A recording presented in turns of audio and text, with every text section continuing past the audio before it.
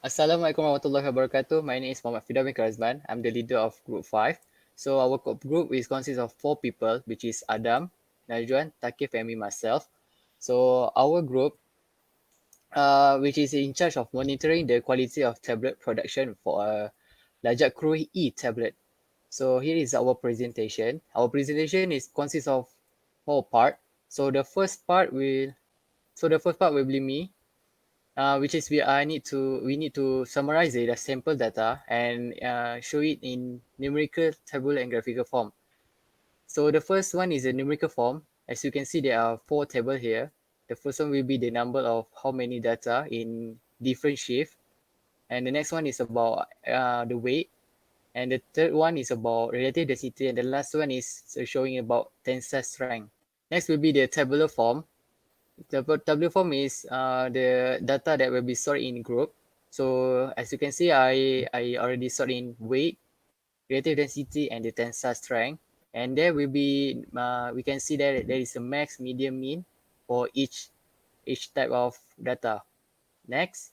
So the last one will be the graphical form. The graphical form is the conclusion for the of the sample data.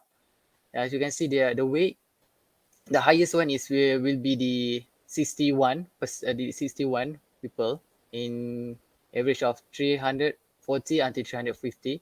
The second one will be the relative density, which is the highest is 37. There are two the two highest group, 89 to 90, 99 and 90 until 91. The last one will be the tensile strength. Next, tensile strength, the highest one will be the in group of 40 to 35. There are 77 people. So that's all for me. I will pass it to Takif for the next part. Okay, for part number 2, the Food and Drug Administration (FDA) authority require that weight of the standard tablet produced by the manufacturers should be normally distributed P50 mg with a standard deviation of 15 mg. So from the question, we got the mean and the standard deviation. Next, we do a hypothesis. An H0 is the weight of the standard tablet that's follow the normal distribution, and H1 is the weight of standard tablet that not follow the normal distribution. So first we use a data to find a Z score. And then from the Z score we find the probability. Next, after we got a probability, we use a formula n multiplied by probability to get the E. Since the E below than 5, so we combine the data with the other classes. Next, we use a formula O minus by E divided by E to get a X test. We calculate the X test total. We got a 13.6449, and the X from the table we got 11.0705. Since the X test is greater than X test from the table, we conclude that we reject H naught because there is a evidence that the manufacturers does not follow the normal distribution of 350 milligram. Next, I pass to Najwan. Okay, for the part 3, I aim to comment on whether there is any significant difference between tablet weight from the different shift. So we make 3 assumptions. The errors are normally distributed, the random errors are independent, the error variance is constant. Okay, the table are sorted into 3 shifts as in figure 3.1, morning, evening, and night. Using Excel built-in function, we use it to verify assumption. For figure 3.2 shows the histogram is normally distributed. For the figure 3.3, the variance of 3 groups are approximately the same. When the variance of every single column is constant, the errors variance also not differ much as error value of every single data column in. Then we use data analysis by Excel to use one-way ANOVA to see whether there is a significant difference between the tablet weight at 5% level of significance, alpha 0.05.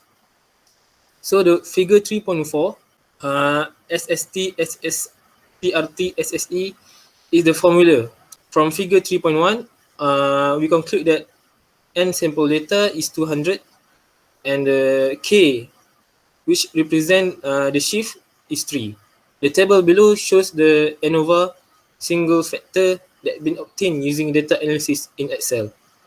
It is seen as figure 3.4 but with value.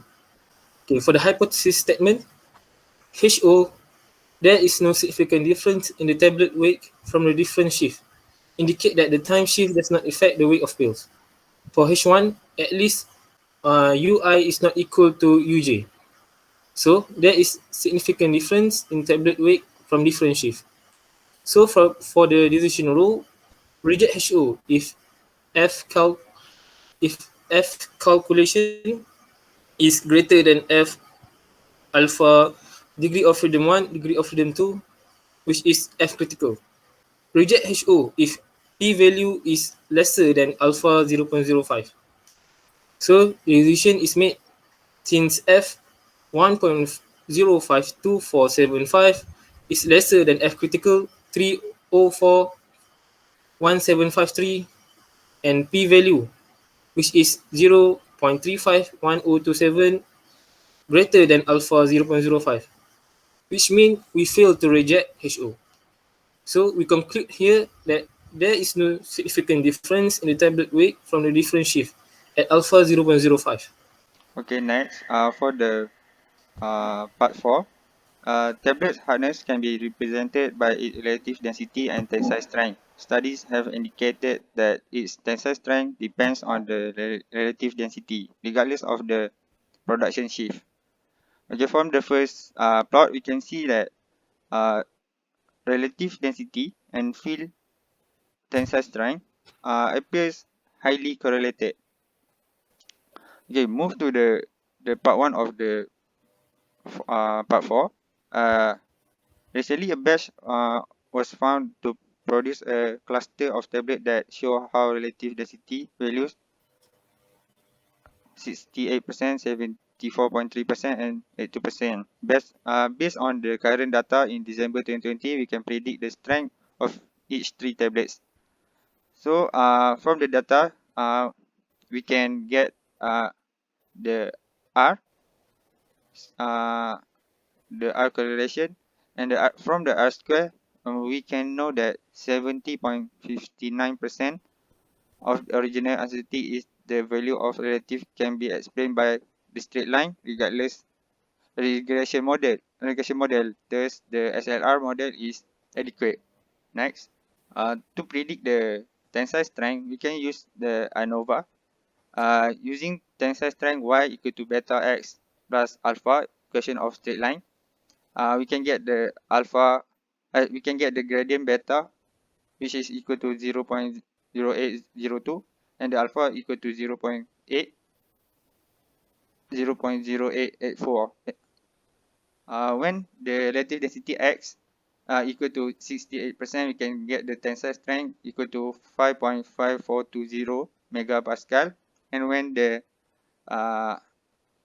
relative density is equal to 74.3%, the tensile strength is 6.0473 megapascal, and for the relative density x equal to 82%, y tensile strength is equal to 6.6648 megapascal. The correlation coefficient R equal to 0.8402. This indicates that the variable are highly correlated. The regression model used for prediction of the tensile strength of the tablets based on its relative density is validated. For the last, we interpret the normal probability plot. Points are scattered randomly close to the straight line. It indicates that the normality assumption is satisfied. So for the residual plot shows a fairly random pattern. This random pattern indicates that a linear model provides a decent fit to the data. So the last is next, line fits plot. We can see that from the line fits plot, the model properly fit a linear model. There is no outlier can be seen. The conclusion, the model is very adequate and all underlying assumptions are correct.